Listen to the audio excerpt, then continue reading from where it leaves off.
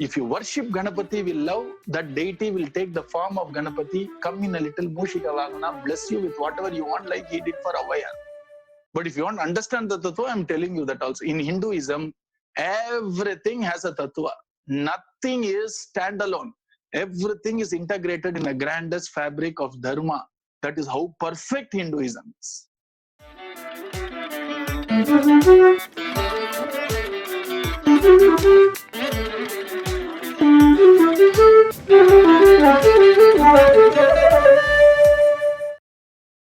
Radhe Radhe Ramuji.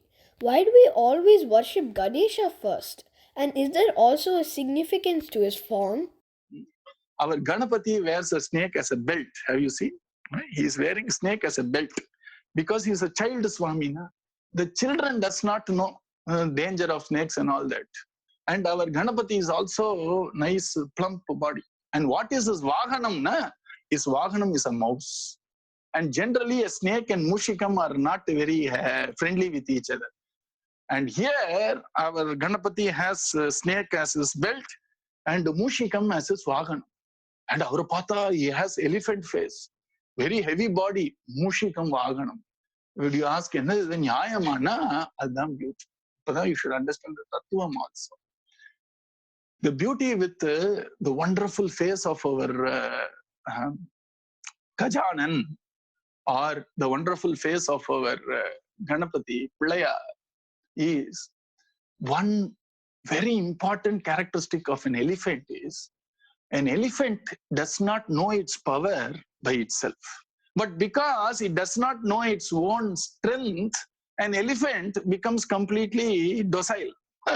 Imagine an elephant, our Swamiji always says, elephant Mahatma, the one who takes care of the elephant. He would be very thin, very weak and fragile. If the elephant knows its power, what will happen to this boy? But then this elephant does not know its own strength. And the Madri, our Ganapati irkar liya, do you know where he is sitting in our spiritual body? He is sitting as the first deity for spiritual enhancement. Mooladharamnu irukku இல்லையா, அது கீழே இருக்கக்கூடிய அந்த குண்டலினி சக்தி தான் அவர் கணபதியுடைய தத்துவம். If you worship Ganapati with love, that deity will take the form of Ganapati, come in a little Mushika Vagana, bless you with whatever you want, like he did for Avaya.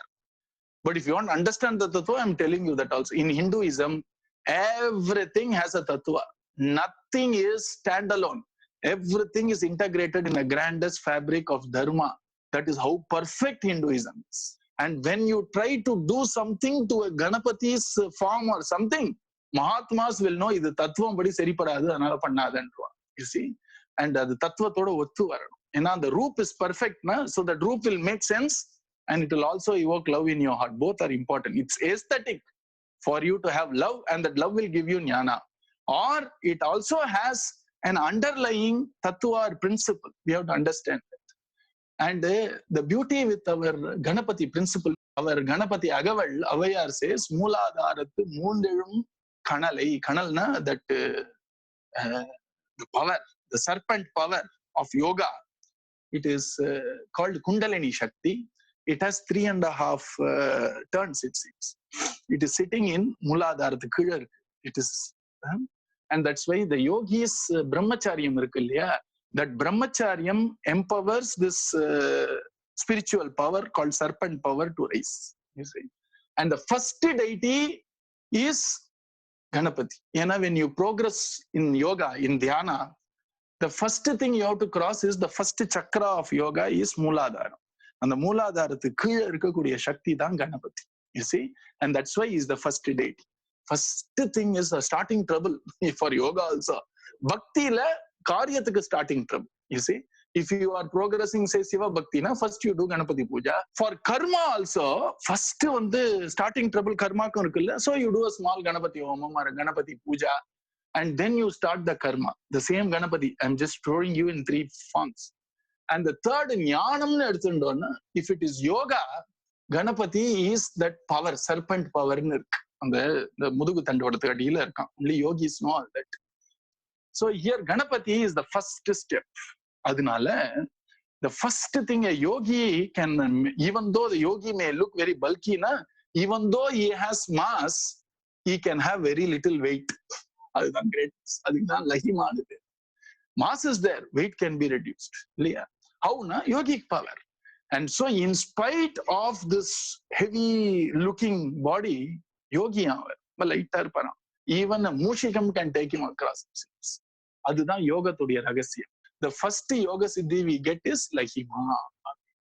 And the most important thing for yoga is brahmacharya only. That's modala yoga ta kalapi odanum. Analada in South India, Ganapati is a brahmachari swami. He didn't marry. North India, Ganapati has 2 wives, Riddhi and Siddhi. We asked Swamiji, what is this Riddhi Siddhi? He has answered that. He said, Riddhi and Siddhi, actually Buddhi and Siddhi, Riddhi and Siddhi. Once this yogic power rises from the Sushumna, once you progress in yogic power, when it comes up to here, it gives you tremendous sharpness of intellect. You see, Buddhi kurme aiduma. And after that, it is called Buddhi. And when it hits the Sahasrara, which is the head in the spiritual body, it will complete the path of yoga. Adhikda Siddhi. So when you actually have Ganpati, once Ganpati is pleased, he will lead you to both Buddhi and Siddhi. That has been placed as 2 Devis for it. So this is what is Ganpati. We all have that power in us, serpent power, but we don't know. It is unused. And the Mari, elephant does not know its own power. Mari, namakulla irukkudiya yogic power, we fritter it away, we don't know it. And that is the reason why Ganapati is the first worshipped deity. If you enter into Shiva Peruman's temple, I told you I'll talk about temples also. When you enter the temple, first Sannidhi will always be Ganapati Sannidhi. So first you go, do Ganapati, and you do some, circumambulation, Shuklam, Bharadaram, Vishnu. And Ganapati, if you do Bhakti, Shuklam, Bharadaram, Vishnum, Sashivarnam, Chaturbhujam, Prasanna Vadanam, Dhyayat, Sarva, Vigna Upashanti. Bhakti to Ganapati gives you one Pratyaksha Palan, which is obstacles for my own growth, for my own intelligence, for my own various works. Upasana will take care of that, which means I don't need to know any tattva. I just have love towards Ganapati. I go pray to him and do the actual worship as prescribed by our Shastras. And that's why the most important offering to Ganapati, if you all seen, is a small green blade of grass. Arugam pillamba. Actual meaning of that grass is Agaram Pullun Per. It means it is the first created plant species in the evolution of plant kingdom. In the first blade of grass was the first one which manifested like a plant, it seems. Agaram nale first, foremost, Agaram. And since it is the first and foremost deity, they thought it fit to be worshipped by the first and foremost blade of grass. So when people do the worship of Ganapati, without them knowing, Ganapati slowly will give yogic progress for that person, without that person knowing. When a yogi does that upasana, he understands my Kundalini Shakti is Ganapati. But for a devotee, simple, plain, beautiful Ganapati, avarkitta or prayer with a childlike faith would ensure all these things. You see, Adam Bhakti side of it. And whenever we do karma, the greatest obstacle is we have to get it started. There is inertia problem. And that outside agency which gives you that impetus is what is called as divine grace. And so when we do the worship of Ganpati, he actually gives us the impetus to finish the task by ensuring that we are not stuck in the initial inertia. This is how a deity is. His entire upasana is structured by it. You see, to that end, like that, every deity has a tattva behind.